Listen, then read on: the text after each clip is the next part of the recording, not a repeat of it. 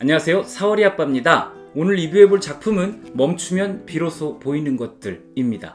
2012년에 출간되었고요. 출판사는 수호서재, 작가는 혜민스님, 페이지 수는 292페이지입니다. 오늘은 우리 사회가 얼마나 힐링에 목말라 있는지를 증명해주는 상징적인 작품을 가지고 왔습니다. 우선 얼마나 대단한 기록을 가졌는지부터 이야기 나눠보시죠. 오늘의 작품 멈추면 비로소 보이는 것들은 트위터라는 좋은 친구를 통해서 빠른 속도로 밀리언셀러에 올랐습니다. 책이 2012년 1월 27일 날 출간이 됐고요. 7개월 만에 100만 부 판매를 달성을 했는데요. 그 전까지 김난도 교수의 아프니까 청춘이다가 가지고 있던 최단기간 100만 부 판매 기록을 한 달이나 앞당겨 버렸습니다. 이 교보문고에서 집계를 했던 2010년 이후 10년간의 판매량을 살펴봐도요, 베스트셀러 종합 1위에 올라가 있습니다. 아울러서 2018년에 출간이 된 고요할수록 밝아지는 것들도 47위에 올라가 있어요. 이 작품은 우리나라 에세이 시장의 성장에도 큰 역할을 했습니다. 출판계에서는 세속의 언어로 일상의 고통에 주목한 책, 시대적 갈등에 대한 진통제 등의 평을 쏟아내기 시작을 했는데요. 제가 이 책이 100만 부 판매 돌파하는데 7개월 걸렸다고 얘기했었죠. 그 이후에 100만 부가 더 판매되는 데는 6개월도 안 걸렸다고 합니다. 그렇다면 왜 이렇게 잘 팔렸을까요? 바로 힐링에 목말라 있는 우리 사회에 때마침 등장한 토닥거림이었기 때문이라고 생각을 해요. 그리고 이 책의 성공 요인을 말할 때 절대로 빼놓을 수 없는 또 한 가지, 책과 작가의 시너지입니다. 작품을 집필한 혜민스님은요, 보편적으로 우리가 받아들여오던 스님의 이미지하고는 많이 다른 케이스입니다. 미국의 명문대학의 석박사 학위를 가지고 있고 젊고 미남이세요. 그런 혜민스님의 친구 같기도 하고 형이나 오빠 같기도 한 목소리와 말투는 많은 이들의 주목을 받기 시작했죠. 강연이 있는 날에는요, 엄청난 인파가 몰려들었다고 하는데요.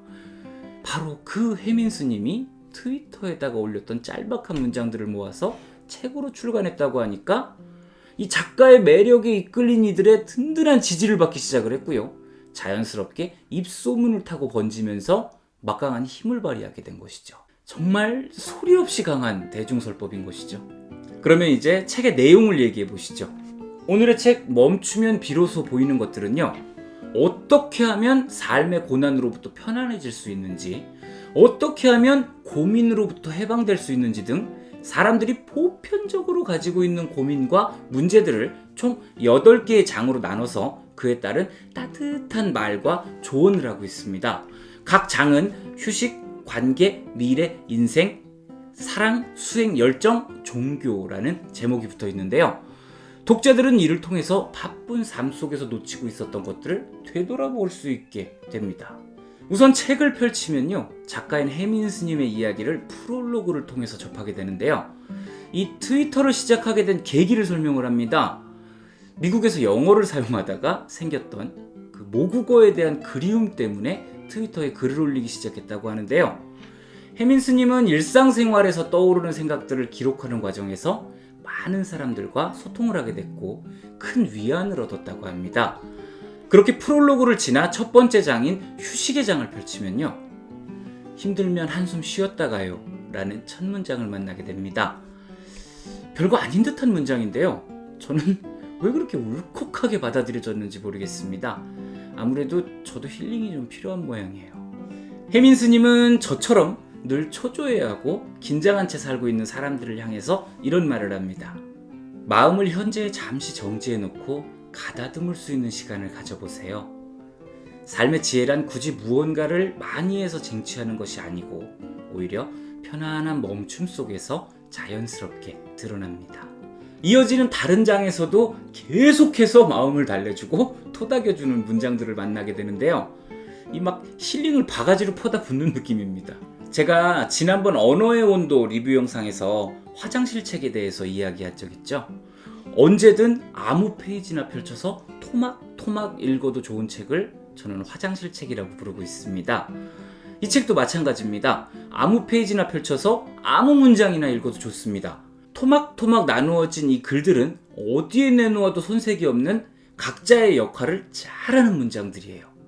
이 문장들이 그저 한 권의 책에 모여 있을 뿐이죠. 이 문장들은 뭐 특별히 세련된 문장도 아니고요. 화려한 어휘를 구사하지도 않습니다.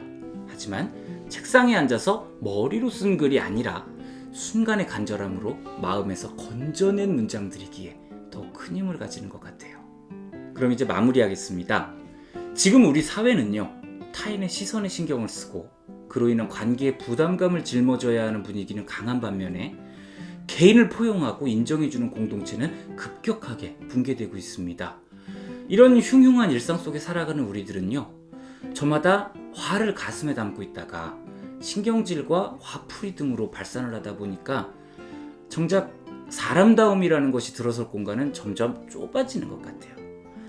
그런 고단함을 느끼고 피로감을 호소하는 사람들에게 오늘의 책 멈추면 비로소 보이는 것들을 추천하겠습니다.